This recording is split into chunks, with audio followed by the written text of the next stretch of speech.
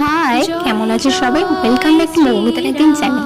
আজকে এই পাথরটা ঘুরিয়ে এনেছি, এটা দিয়ে কিছু করবো বলে বানিয়ে ফেললাম শালগ্রাম শিলা। দেখো তো কেমন হয়েছে। তার সাথে চলো তোমাদের সাথে কিছু কথা শেয়ার করি। এই শালগ্রাম শিলা হলো শুদ্ধতার প্রতীক। হিন্দু ধর্মে শালগ্রাম শিলা বিশেষ মাহাত্ম্যপূর্ণ মনে করা হয়।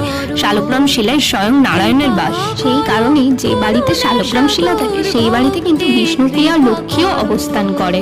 আবার শৈব সংস্কৃতি অনুযায়ী মহাদেব যেখান দিয়ে গিয়েছিলেন সেখানে তার পায়ের তলায় যা পাথর পড়েছিল তা শালগ্রাম শিলায় নাকি পরিণত হয়েছে। সেই কারণে শিব ভক্তরাও আবার মনে করে শালগ্রাম শিলাকে জাগৃতি মহাদেব হিসেবে মান্যও করে থাকেন। নেপালের কালীগঙ্গা নদীর পাশে একটি গ্রাম আছে, এই গ্রামের নাম শালগ্রাম। এই গ্রামের নাম অনুসারেই এই পাথরকে শালগ্রাম শিলা বলা হয়ে থাকে। ভিডিওটা যদি ভালো লাগে তোমাদের তাহলে কিন্তু বন্ধুদের মধ্যে শেয়ার করে জানিয়ে দিও। আর এখনের জন্য টাটা, সাবস্ক্রাইব করে দিও।